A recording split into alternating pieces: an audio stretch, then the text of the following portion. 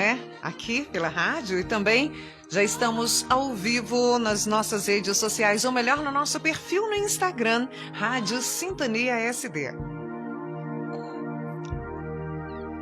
Você ouviu com a gente Annie Lennox, No More I Love Yous, né? Agora 11h44, vamos dar então início à nossa entrevista de hoje. Bem, bom dia de novo, Gabi, seja muito bem-vinda, Gabriele Silva. Bom dia, Vera. Bom dia, Lucas Evaristo, seja muito bem-vindo. Obrigado, Vera. Bom dia para você também e para todos os ouvintes. Isso. Gabi, olha só, gente, vamos começar a nossa entrevista hoje falando com Lucas. Lucas Evaristo, ele é eletromecânico, é técnico em transporte de cargas e tem formação em logística, negociação e também em cultura corporativa. Ele é fundador do Brasil Ferroviário e também da revista Ferrovia em Foco. A conexão de Lucas com a ferrovia começou por um motivo familiar. Ele faz parte de 3 gerações de ferroviários e também já trabalhou na MRS. Agora, ele embarcou na área de instrução, treinamentos e consultoria. Bem-vindo novamente, Lucas. É isso, Gabi? Isso mesmo. Podemos começar? Vamos começar nossa entrevista. Lucas vai começar falando pra gente, né, qual que é a sua relação com a ferrovia, Lucas? Inicialmente, a minha relação com a ferrovia ela é geracional, né? É uma coisa de família, portanto, os assuntos em casa sempre eram voltados para a ferrovia, experiências com tios, pai de criação e tudo isso, né? Na minha família, os homens geralmente são ferroviários e as mulheres são professoras. E eu acabei ficando nesse meio termo entre uma coisa e outra. Atualmente trabalho na área de instrução para ferrovia, mas passei pelo IF Sudeste, enfim, pela própria MRS, o Senai, José Fagundes Neto, né, que é o chamado Mergulhão de Juiz de Fora. E atualmente eu toco, né, os 2 projetos, que é o Brasil Ferroviário e a revista Ferrovia em Foco. E o que seria o Brasil Ferroviário e a revista Ferrovia em Foco? O Brasil Ferroviário surgiu em 2015. Ele foi voltado principalmente porque eu estava em formação na própria MRS e não tinha material de consulta na internet.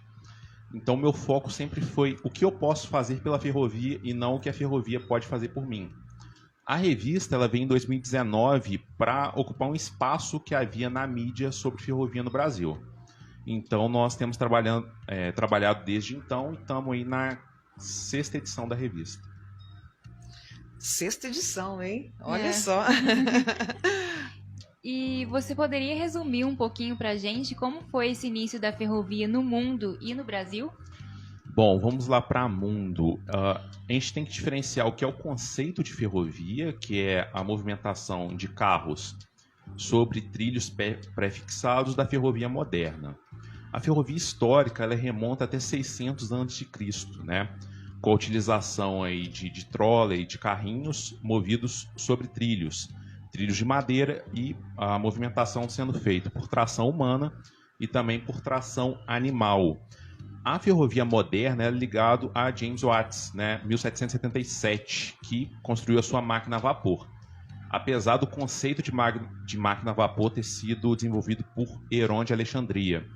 A partir disso, 1804, Richard Trevithick desenvolveu aí o primeiro conceito de locomotiva a vapor, né, chamado cavalo a vapor, e a primeira encomenda comercial em 1813, e isso ainda no Reino Unido, né, durante, mais especificamente Inglaterra, né, durante a Revolução Industrial. A partir desse momento, a ferrovia começou a se espalhar pela Europa continental, pelos Estados Unidos, enfim. Toda nação que queria se tornar grande, que tinha dinheiro também para fazer investimento, investiu em ferrovia. Vamos agora para o Brasil.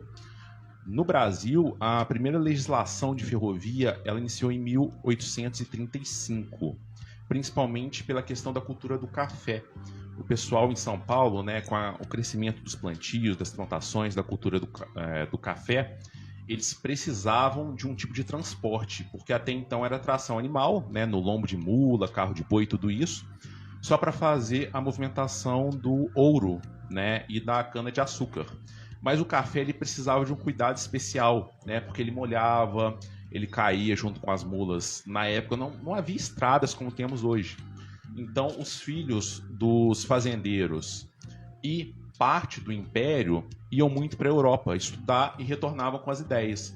lá eles acabaram vendo essa ferrovia, essa nova forma de transporte, e quiseram trazer para o Brasil. Então, ali o Império já foi parceiro dos liberais paulistas, né, no desenvolvimento dessa tecnologia. Vários projetos falharam, até que em 1854 tivemos a inauguração da primeira ferrovia no Brasil, né, com o Irineu Evangelista, com Dom Pedro II, né? E, inclusive, né, foi 30 de abril de 1854 e, inclusive, foi quando o Barão de Mauá se tornou Barão de Mauá, né?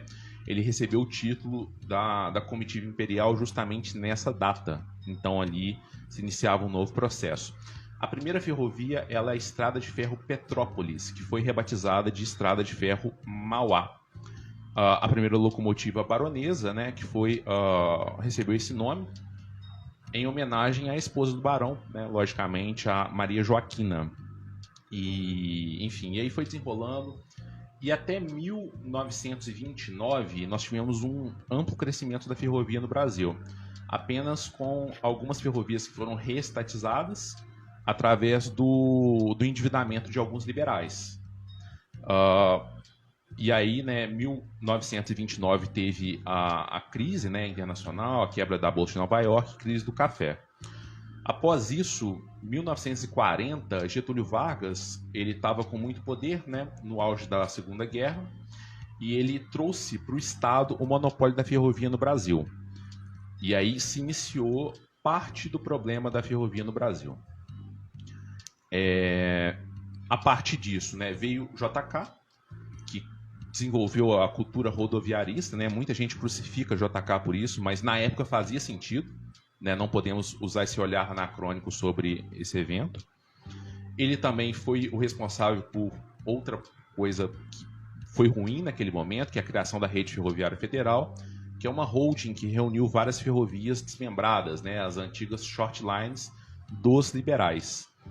Ele trouxe, então, né, algumas entraram após, né, a criação, foi 30 de setembro de 1957, inclusive é um dos dias que se comemora o Dia do Ferroviário, junto com o dia 30 de abril de 1854, que foi o primeiro tráfego da baronesa na antiga ferrovia. O período militar ele foi catastrófico junto com a união com a Rede Ferroviária Federal, apesar de se destacar dois grandes eventos, que é a criação da Ferrovia do Aço e da exploração do grande projeto Carajás, com a construção da Estrada de Ferro Carajás pela Vale do Rio Doce, né?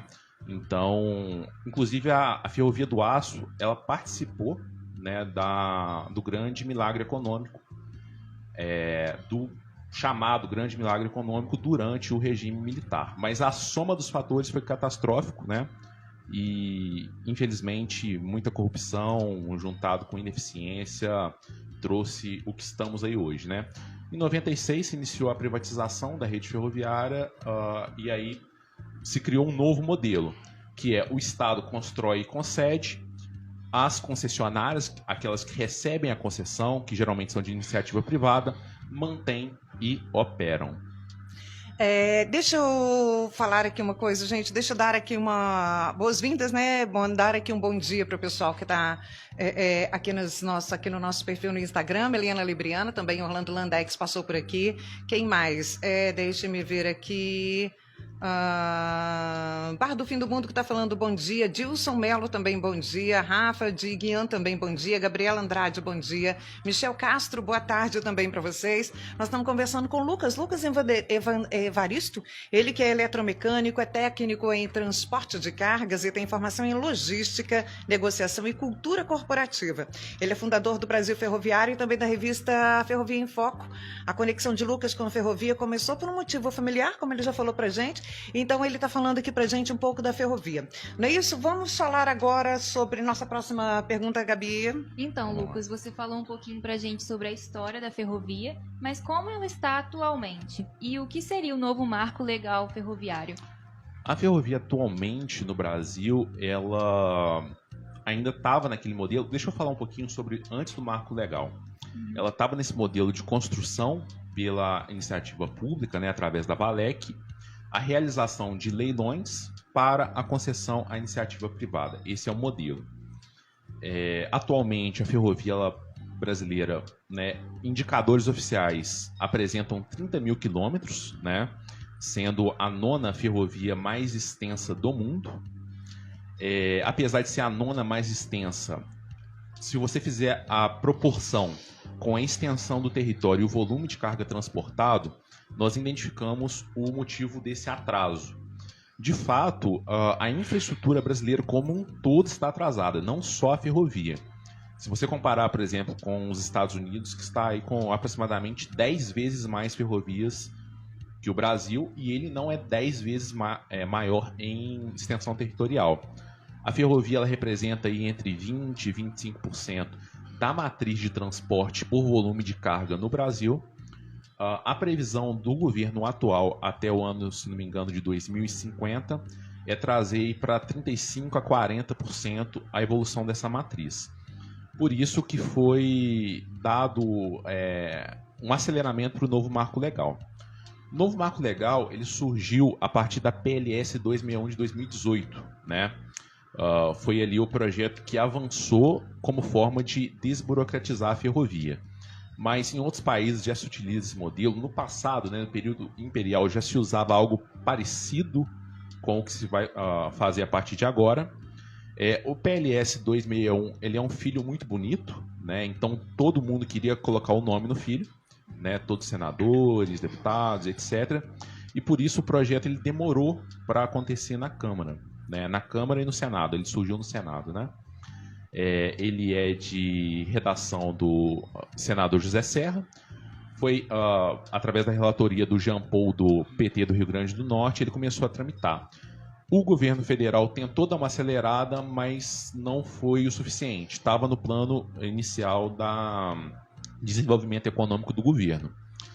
A partir disso, o governo, através do presidente Jair Bolsonaro, editou a medida provisória para dar andamento nessa questão que estava parada, né? Então, a partir da edição da medida provisória, o Senado tem 180 dias para movimentar o projeto dentro das casas, né? Sendo prorrogável, lógico. Então, houve esse andamento e o governo federal instituiu o ProTrilhos, que é um programa, né, também baseado nessa lei para esse novo modelo. Esse novo modelo ele é através de autorizações. Portanto, por exemplo, a iniciativa privada, vamos supor, por exemplo, vamos usar um exemplo mineiro, supermercados BH, vamos supor que o BH quer construir a sua ferrovia, né? BH é um mercado muito famoso aqui dentro do estado de Minas. O BH quer construir a sua ferrovia, ele faz o estudo técnico de viabilidade econômica, de viabilidade ambiental e apresenta para o governo federal. Os técnicos do governo federal, principalmente representados pela Valec, eles analisam esse projeto e aprovam. A partir desse momento, a iniciativa privada ela começa a construção dessa ferrovia sob observação e fiscalização da ANTT. Esse é o novo modelo. Por que ele é bom e por que ele é ruim? Ele é bom porque tira da mão do governo, que não tem dinheiro para investir, e passa para a iniciativa privada para realizar as construções e tocarem a ferrovia como um todo. Ele é ruim porque ele cria um sistema sem uma estrutura central. Então, o perigo é que se construam short lines, né, que não sejam viáveis, porque eu acredito que o governo vai aprovar todas, vai dar a condição para todo mundo que tem uma proposta viável para construir e tocar ferrovias. Além disso, esse novo marco legal ele traz o chamado direito de passagem, que é o quê? Ele, de certa forma, quebra o monopólio das empresas concessionárias sobre trechos ferroviários da União. Portanto, por exemplo, vamos citar um exemplo aqui, a MRS ela corre no trecho, né, Rio, São Paulo e Minas, de forma ali única, né? A partir da edição desse novo marco legal, outras ferrovias que tenham, logicamente, paridade de bitola, vão conseguir trafegar nas linhas dessa empresa que detém a concessão. Lógico, né, isso tudo passa por leis, enfim, legislação e tudo isso. Nosso tempo aqui já está terminando, então vamos dar uma acelerada aqui. Olha, Renata Evaristo está falando bom dia, tá certo? Eli Santos Mendes também por aqui, João Cirilo Campos, Rodrigo de Almeida. Fala pra gente, então, por que nós não temos, como eu falei, o nosso tempo já está ficando curto, por que nós não temos mais trens de passageiros? O problema de trens de passageiros é justamente sobre a forma de financiamento. É muito difícil você manter um trem de passageiros somente com a cobrança de bilhetes, né? De tickets de transporte. Então, o transporte de passageiros através de ferrovia, ele é principalmente utilizado, ele é viável em áreas com grande densidade demográfica. Em locais que têm baixa densidade, que vai se lançar poucos trens, ele é difícil porque ele não se sustenta financeiramente, necessitando do Estado aí de subsídios e investimentos para se manter. Portanto, o trem de passageiro, via de regra, só se sustenta com o apoio do Estado. E com a criação de novos empregos, como se ingressar na ferrovia? É um concurso, um processo seletivo? Vamos lá. A previsão do governo federal e de alguns analistas, ela é da criação de até 2 milhões de empregos com o novo marco legal. É uma previsão, na minha visão, otimista demais, apesar do horizonte ser bom. Então, a criação de muitos empregos na área de ferrovia. Sobre a parte de ingresso na ferrovia, através de concurso público para empresas públicas, né? Nós temos aí CBTU, o metrô de Fortaleza, algumas linhas da CPTM, algumas linhas do metrô. Isso é concurso público. O processo seletivo, né, é para iniciativa privada, Rumo, MRS, VLI, Vale e afins. E nós estamos no mês de março, que é com as comemorações do Dia da Mulher, e a ferrovia ainda é considerada por muitos um ambiente machista. Mas existe algum incentivo para a entrada das mulheres no ramo? Sim, ele é um ambiente mais dominado por homens, justamente pela questão da força física, a força braçal, que foi utilizada por muito tempo para se fazer alguns processos. Agora, com a evolução tecnológica, se utiliza cada vez menos braço e cada vez mais cérebro para tocar os projetos. Isso criou um grau de igualdade entre mulheres e homens dentro desse setor. As empresas estão criando formas de incentivo, né? Ferrovia por Elas, e várias formas de ingresso e de aumento da representatividade de mulheres dentro do setor. Nós temos alguns exemplos de pessoas, de mulheres que já ocupam cargo de maquinista, gestão, diretorias, enfim. Inclusive a VLI tem um programa de criação de até 30% de cargos de chefia direcionados somente para mulheres. A nossa edição da última revista Ferrovia em Foco foi voltada aí para mulheres, né, para esse universo feminino. A gente teve a entrevista com a Elane Lopes, que foi bem bacana. Ela contou uma experiência aí que mostrou essa dificuldade que as mulheres ainda têm dentro do setor. Mas o horizonte é positivo, o horizonte é esperançoso, e acredito que cada vez mais mulheres ocuparão espaço, não só de operação, mas de chefia dentro da ferrovia. É isso. Essa foi a nossa entrevista. Gente, nós conversamos com o Lucas Evaristo, ele que é fundador do Brasil Ferroviário, né, do perfil, né, do Brasil Ferroviário, e também da revista Ferrovia em Foco. Ele falou aqui pra gente um pouco da ferrovia, um pouco da história da ferrovia, né? Falou como ingressar na ferrovia e também sobre a mulher, né, na ferrovia, não é isso? Sim. Lucas, obrigado, tá certo? Pela sua participação aqui com a gente, não é isso, Gabi? Isso mesmo, muito obrigada. Seja sempre muito bem-vindo, tá certo? E fique à vontade. Agradecer a oportunidade, né, de vocês terem me chamado para expor esse tema que está em alta no Brasil, está quente. Mandar um abraço também para o professor Sandro Baldo, para o Bruno Medeiros, para o Alexandre de São Paulo e para demais amigos como Carlos Assis, o professor Pastore, o Gerson também, né, que está com o projeto em Viçosa. Enfim, vários amigos em várias empresas. Não consigo lembrar o nome de todo mundo, a gente nem teria tempo para isso. Mas ademais, meu agradecimento, e acessem, né, nossos perfis na rede social, Brasil Ferroviário, Revista Ferrovia em Foco, vocês encontram, e também no YouTube, tá? Então, Facebook, Instagram, YouTube. Ademais, agradeço e um bom dia a todos. Obrigado, Lucas, mais uma vez, seja sempre muito bem-vindo. Gente, essa foi a nossa entrevista de hoje com o Lucas Evaristo. Agora, 12:03 aqui na Sintonia SD. Já, logo após os nossos comerciais, teremos o nosso noticiário Sintonia SD. Continue aqui com a gente.